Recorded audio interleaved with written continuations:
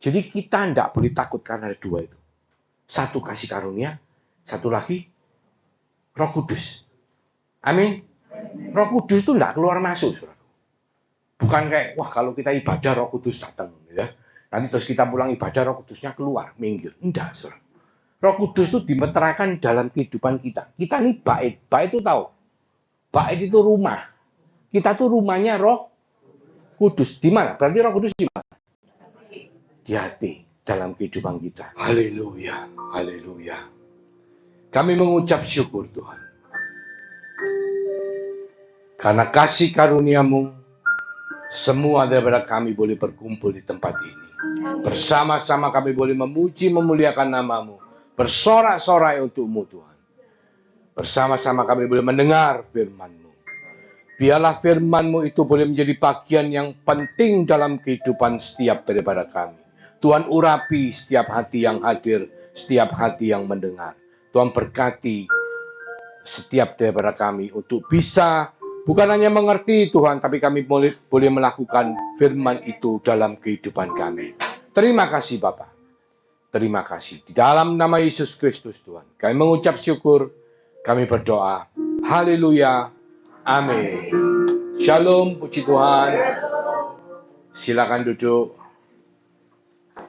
Haleluya. Natal.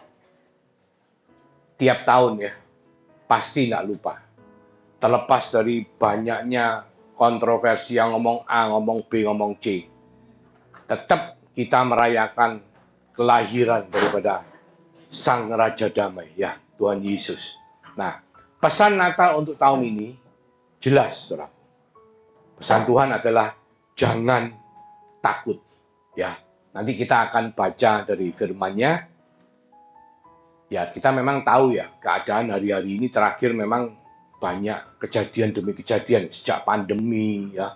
Terus kita tidak bisa beraktivitas secara bebas, lalu sampai pandemi selesai, tahu-tahu ada perang di Ukraina, terus terakhir ini perang lagi di Gaza. Dan perekonomian mungkin juga tidak terlalu, ya puji Tuhan Indonesia mungkin lumayan, tapi di luar negeri sodok-sodok parah kelihatannya ya. Sehingga inflasi tinggi, lalu katanya di China yang perekonomiannya sangat kuat itu lagi banyak masalah ya, karena habis pandemi banyak yang tutup dan sampai hari ini pun tidak bisa pulih. Nah, ini nanti kalau berkelanjutan lama ini bisa mempengaruhi setiap kehidupan kita. Tapi Tuhan ngomong apa? Jangan takut. Amin. Kita baca di Lukas 1 ayat 28 sampai 35. Saya bacakan ya. Ketika malaikat itu masuk ke rumah Maria, ia berkata, "Salam, hai engkau yang dikaruniai, Tuhan menyertai engkau." Nah, ini kata-kata penting. Hai engkau yang dikaruniai dan Tuhan menyertai engkau. Ayat 29. Maria terkejut mendengar perkataan itu, lalu bertanya di dalam hatinya, apakah arti salam itu? Kata malaikat itu kepadanya, jangan takut, hai Maria, sebab engkau beroleh kasih karunia di hadapan Allah. Diulang lagi ya, kasih karunia ya. Terus sesungguhnya engkau akan mengandung dan akan melahirkan seorang anak laki-laki dan hendaklah engkau menamai dia Yesus. Ia akan menjadi besar dan akan disebut anak Allah yang maha tinggi. Dan Tuhan Allah akan mengaruniakan kepadanya tahta Daud, bapak leluhurnya. Dan ia akan menjadi raja atas kaum keturunan Yakub sampai selama-lamanya. Dan kerajaannya pun tidak akan berkesudahan. Ayat 34. Kata Maria kepada malaikat itu, bagaimana hal itu mungkin terjadi? Karena aku belum bersuami. Ya, ternyata Maria waktu itu belum bersuami. Ya, belum bersuami tapi mungkin sudah bertunangan. Kalau di adatnya Yahudi, kalau tunangan itu sudah, ya setengahnya prosesnya sudah hak milik ya. Hak milik dalam arti ya pasti akan dinikahi. Cuman antara proses pertunangan sampai pernikahan itu ada waktunya. Tidak langsung kayak kita hari ini ya, mau hari ini langsung tunangan, langsung nikah. Tunangan di gereja, lalu dinikahkan di gereja juga tidak masalah. Tapi ada Yahudi lain. Jadi waktu itu Maria itu statusnya sudah bertunangan tapi belum belum bersuami ya. Tapi malaikat ngomong, kamu akan hamil, kamu akan melahirkan. Serem enggak? Serem ya. Belum nikah, tapi hamil, bahkan katakan akan melahirkan. Serem gitu, itu serem. Di budaya apapun serem itu, menakutkan ya. Jadi terus ayat 34 mengatakan, aku belum bersuami. Ayat 35, jawab malaikat itu kepadanya, Roh Kudus akan turun atasmu, dan kuasa Allah yang Maha Tinggi akan menaungi engkau. Sebab itu anak yang akan kau lahirkan itu akan disebut kudus, anak Allah. Ya. Jadi Maria takut. Saya percaya semua ya, siapapun di sini pasti takut kalau menghadapi situasi seperti itu. Ya. Tapi malaikatnya ngomong apa? Jangan takut. Ya, penting saudaraku untuk kita mengingat pesan Natal tahun ini supaya kita jangan takut. Sebetulnya Maria takut kenapa sih? Saudara tahu pada zaman itu, zaman hukum Taurat ya, masih belum perjanjian baru. Perjanjian baru itu dihitung ketika Yesus sudah mati di atas kayu salib dan bangkit pada hari yang ketiga. Jadi itu masih mengikuti perjanjian lama atau hukum Taurat. Saudara tahu hukumnya kalau perjanjian lama kalau ketahuan berzina apa? Dirajam. Dirajam itu dilempari batu sampai mati. Jadi kalau ketahuan berzina itu hukumnya seperti itu. Jadi otomatis takut ya. Hukum Allah, hukum Taurat mengatakan tidak boleh, jangan berzina. Upah dosa adalah maut. Jadi satu, Maria takut karena melanggar hukum Allah. Kedua, dia takut dicerca sama masyarakat. Kira-kira masyarakat kalau tahu orang belum bersuami hamil gimana? Ya otomatis kan dimaki-maki kan. Waduh ini belum resmi kok sudah hamil, bakal melahirkan anak. Jadi dia takut di sosial hubungan masyarakatnya menjadi rusak. Ketiga, otomatis dia takut menderita. Ya, setiap daripada kita. Siapa yang di sini tidak takut menderita? Ada. Takut ya, takut menderita. Tapi puji Tuhan, hari ini firman Tuhan mengingatkan, jangan takut. Dan dijelaskan sebabnya apa kita tidak boleh takut. Nah, mungkin yang sedang dalam penderitaan, mungkin yang sedang dalam masalah, penting sekali untuk menerapkan firman ini dalam kehidupan kita. Biasanya orang takut itu ada 3 bagian dari kehidupan. Satu, masalah kesehatan. Betul nggak? Ya, kita takut, apalagi terakhir ngomong pakai masker lagi. Banyak yang kena COVID. Saya sampai membaca serius ya. Terus tak lihat yang meninggal 2. Wih, saya kepingin tahu yang meninggal kenapa. Tak baca, ternyata yang meninggal satu umurnya 86, satu umurnya 94. Kena komorbid. Terus 99% itu yang kena COVID itu cuman flu ringan. Nah ini kan tidak benar. Terus mari itu harus pakai masker. Ini kan jualan masker malah. Nah, mungkin saya nggak tahu. Tapi membuat saya lega gitu ya. Oh ternyata seperti itu. Jadi banyak orang takut sama kesehatan. Dan iblis menyerang di situ. Di poin kesehatan. Kedua, orang takut masalah berkat, kelaparan. Betul nggak? Ya seringkali apalagi zaman pandemi, kapan hari itu kan lockdown. Semua nggak boleh kerja. Dia mana bisa kerja, semua tutup. Nah, itu kan bisa menyebabkan orang menjadi kelaparan. Itu bidang kedua. Bidang ketiga itu masalah keluarga. Ya, yang keluarganya berantakan, yang suami istri, mungkin hubungan anak orang tua, hubungan anak sama anak. Itu biasanya, nah 3 bagian ini, itu bisa membuat orang itu hidup menderita. Kalau kita salah menanganinya. Bahkan di Yohanes 10 ayat 10 jelas dikatakan, pencuri datang hanya untuk mencuri dan membunuh dan membinasakan. 3 area ini. Mencuri itu ngambil harta, ya. Membunuh itu ngambil kesehatan. Membinasakan itu menghancurkan keluarga. Nah, 3 area ini sama si jahat iblis ini dikatakan pencuri datang untuk ngambil itu semua. Tapi puji Tuhan, di Yohanes 10 ayat 10b dikatakan nih, aku datang. Aku ini siapa? Yesus. Amin. Yesus yang hari ini kita rayakan kelahirannya. Ya, meskipun tidak persis tanggal sekian, tapi kita tahu bahwa dia telah lahir. Amin. Dan dia telah mati, bangkit pada hari yang ketiga, naik surga, duduk di sebelah kanan Bapa. Dan yang penting lagi, yang tidak boleh lupa, bahwa dia telah mengutus penolong yang lain, yaitu Roh Kudus, yang dimeteraikan dalam kehidupan setiap daripada kita yang beriman kepada Yesus Kristus sebagai Tuhan dan Juru Selamat untuk menyertai selama-lamanya. Tadi kan ingat ya, tadi kan ngomong gini. Kata malaikat itu kepada, jangan takut hai Maria sebab engkau beroleh kasih karunia. Jadi ada satu, kasih karunia di hadapan Allah. Kedua, urapan Roh Kudus. Ya, dikatakan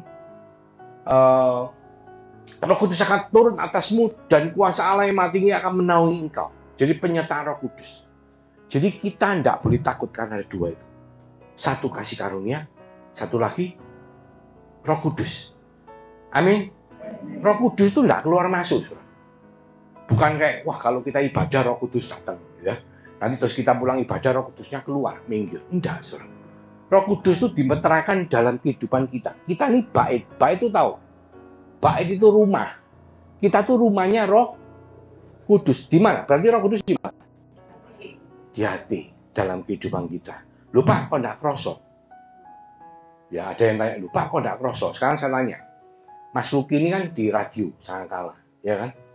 Pas Mas Luki baru mau naik ke atas misalnya, kan di lantai atas tuh. Terus dia bisa dengar radio Sangkala? Nggak bisa, dia nggak nyetel kan?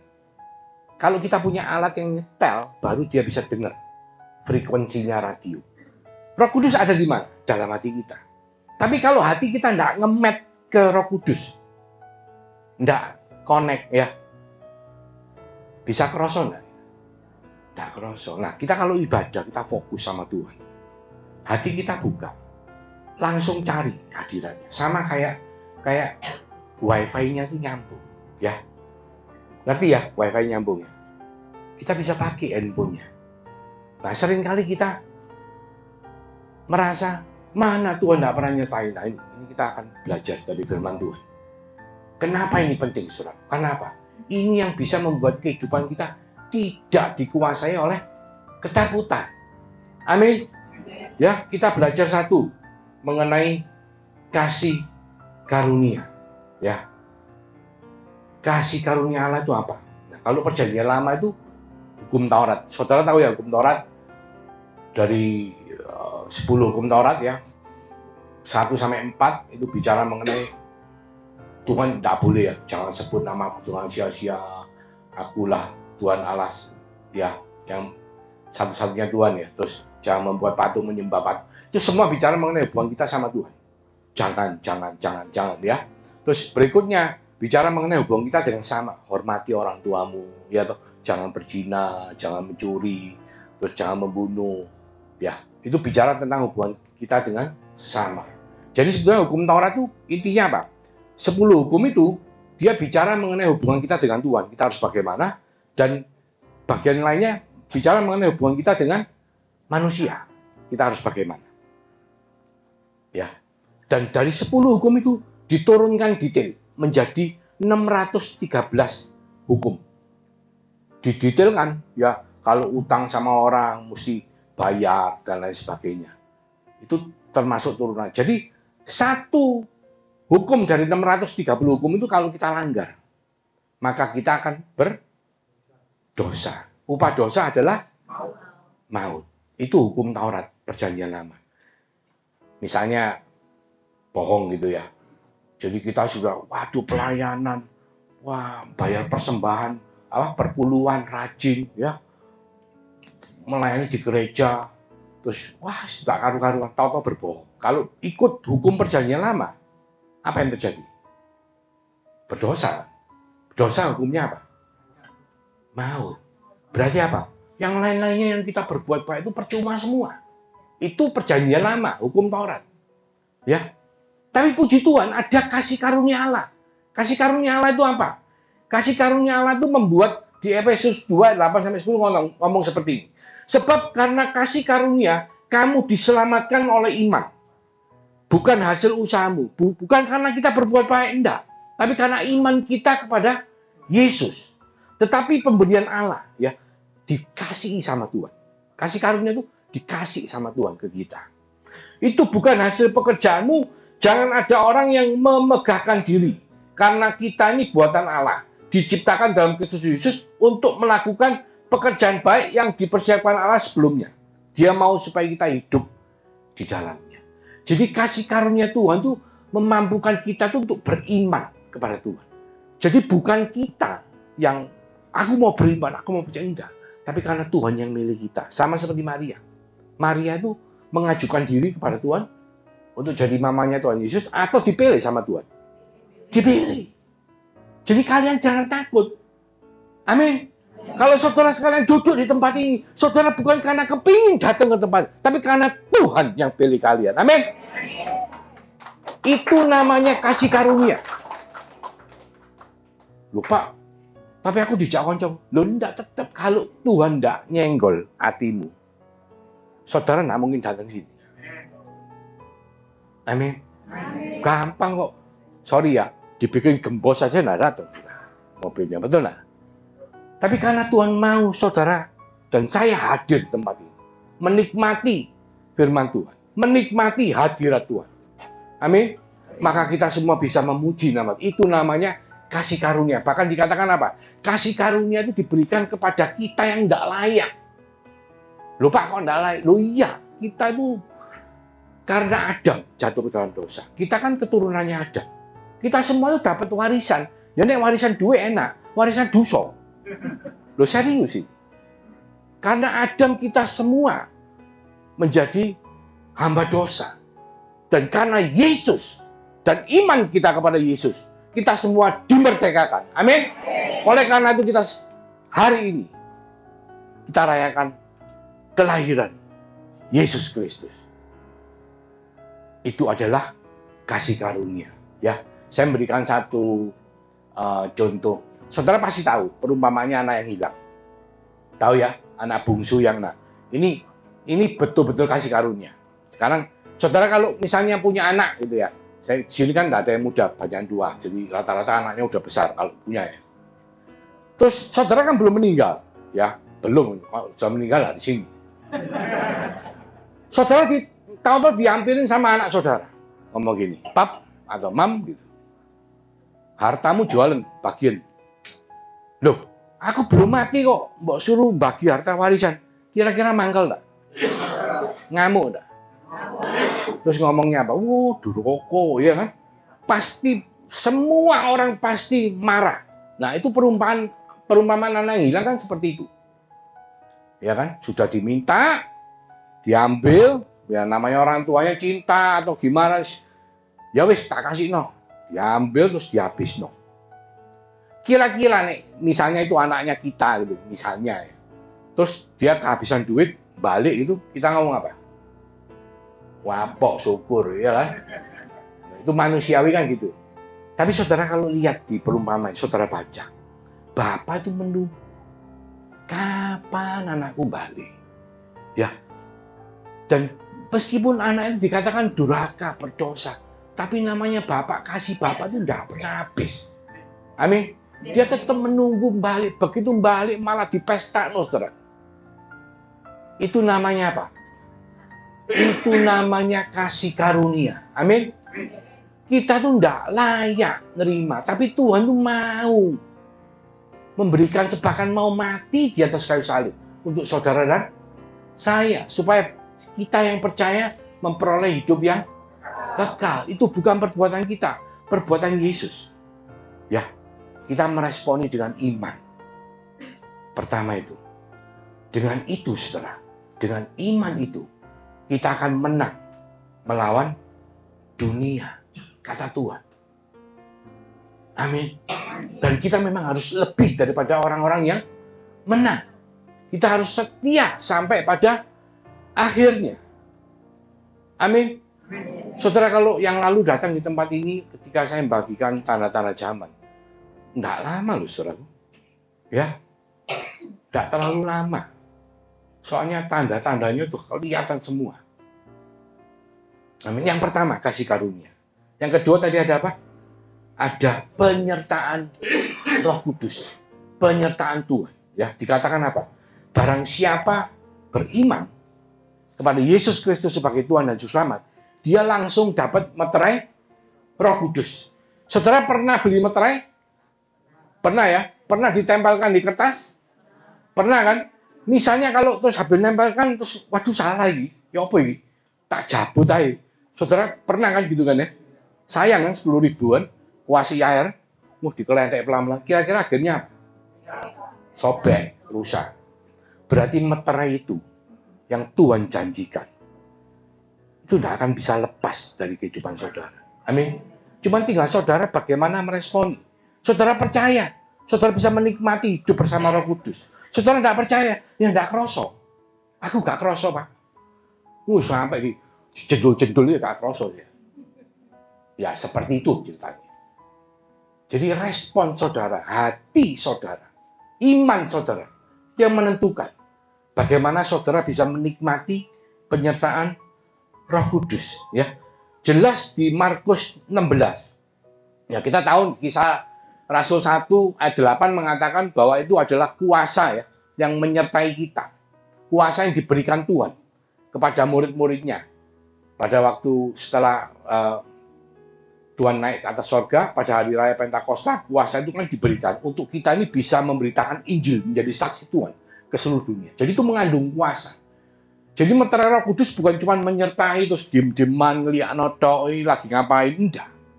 Dia akan memampukan kita melakukan banyak hal. Saya akan bahas beberapa di Markus 16 ayat 16 sampai 18. Ini penting, Saudara. Siapa yang percaya dan dibaptis akan diselamatkan. Tetapi siapa yang tidak percaya akan dihukum. Tanda-tanda ini akan menyertai orang-orang yang percaya. Mereka akan mengusir setan-setan demi namaku. Mereka akan berbicara dalam bahasa-bahasa yang baru bagi mereka. Mereka akan memegang ular, dan sekalipun mereka minum racun maut, mereka tidak akan mendapat celaka. Mereka akan meletakkan tangannya atas orang sakit, dan orang itu akan sembuh. Jadi, sorry ya, bahasanya komik itu, kalau kita beriman kepada Yesus, kita itu jadi orang sakti. Amin. Kita jadi orang sakti. Amin. Loh, ya apa nak sakti? Tumpang tangan? Tumpang tok loh. Enggak, ayat tak ngomong suruh berdoa, suruh enggak, pegang tok. Dengan iman. Yang sakit jadi sembuh. Saya sedikit kesaksian. Saya waktu lahir baru itu tahun 2007. Jadi saya sudah tua, sudah umur berapa ya? 42. Terus saya merasa loh, teman-teman saya banyak jadi pendeta. Saya tuh kok nggak bisa apa-apa ya, firman nggak ngerti. Semua nggak ngerti, berdoa sih, belajar gitu. Akhirnya saya baca firman ini, saya dapat pengertian. Wis, satu-satunya pelayanan yang saya bisa lakukan pada waktu itu, ya doakan orang sakit. Jadi saya rajin cari orang sakit, ya di rumah sakit ya banyak itu. Saya setiap hari sama istri itu doakan 7 orang, setiap hari kecuali hari Minggu. Dan bertahun-tahun saya lakukan itu. Pertama yang saya lakukan, saya cuma, Tuhan aku nggak ngerti Tuhan, pokok firman-Mu ngomong tumpang tangan yang sakit sembuh. Itu tok yang saya lakukan. Dan begitu banyak kesaksian, bukan saya sakti enggak. Tuhan yang melalui saya, yang hatinya yang mau dipakai Tuhan, digerakkan Tuhan, untuk berdoa untuk mereka. Dan kuasa itu menyertai, saudara. Amin. Jadi kalau saudara punya anak sakit, punya saudara sakit, jangan khawatir. Nggak usah ngomong. Percaya, beriman, ngomong sama Tuhan. Tuhan, firman-Mu dibaca ya, Markus 16, ayat 16 sampai 18. Tumpang tangan, dalam nama Yesus sembuh. Amin. Itu yang Tuhan janjikan. Karena apa? Karena Roh Kudus itu sudah menyertai saudara seperti meterai. Tidak bisa lepas. Dan kuasa itu membuat saudara ini punya kodrat ilahi. Tahu kodrat ilahi? Ya, ayatnya ada. Karena kuasa ilahinya telah menganugerahkan kita segala sesuatu yang berguna untuk hidup yang saleh oleh pengenalan kita akan Dia yang telah memanggil kita oleh kuasanya yang mulia dan ajaib. Dengan jalan itu, Ia telah menganugerahkan kepada kita janji-janji yang berharga dan yang sangat besar supaya olehnya kamu boleh mengambil bagian dalam kodrat ilahi dan luput dari hawa nafsu duniawi yang membinasakan dunia. Kodrat ilahi itu membuat kita ini menjadi sakti. Sakti dalam arti gini.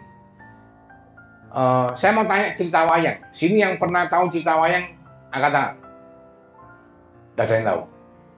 Pendowo, Kurawa, ya. Perang terus kan? Yang menang siapa? Pendawa yang menang kan? Padahal Pendawa berapa orang? Kurawa berapa orang? 1000. 1000 ambil 5. Kok 5 yang menang? Berarti yang 5 ini sakti. Kenapa kok sakti? Ada yang tahu? Anak Dewo. Loh, serius? Bapaknya Dewo, ibu manusia. Separuh campuran. Itu campurannya sakti. Loh, saudara ini anaknya siapa? Anaknya Allah pencipta surga dan bumi. Amin. Meterai Roh Kudus menyertai saudara dan saya. Amin. Kalau yang sana sakti, yang kita ilahi. Amin. Dan itu yang akan membuat kita luput dari nafsu dunia. Yang akan membuat kita lebih daripada orang-orang yang menang. Mungkin secara kehidupan manusia kelihatan nih, lupa, bukan nih, nek sakti mesti jadi orang terkait di dunia. Siapa sih ngomong? Kita nggak bicara harta. Percuma menjadi orang yang terkait di dunia, tapi kehilangan nyawanya. Banyak orang-orang yang kita bicara, sorry saya nyebut nama ya, penyanyi terkenal Whitney Houston, tahu nggak? Whitney Houston itu dulu penyanyi altar gereja, ya WL-nya gereja.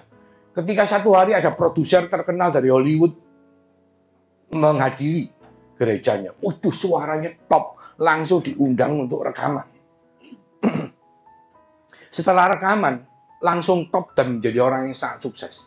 Waktu dia meninggal 2012, dia meninggalkan kekayaan 250 juta dolar. Itu berapa triliun? Wis wakai pokoknya. Nuli itu kalkulator nggak cukup. Banyak, saudara. Tapi meninggalnya itu loh, saudara. Dia overdosis. Overdosis lagi pakai narkotika, terus dia tenggelam di bathtub. Meninggal. Karena apa? Karena dia sudah meninggalkan pelayanannya. Dulu dia pelayanan di gereja. Keilahiannya ditinggal. Jadi kekayaan itu nggak menjamin, saudara. Yang menjamin cuma satu. Yesus Kristus. Amin. Hari ini kita rayakan kelahiran seorang bayi yang 2000 tahun yang lalu.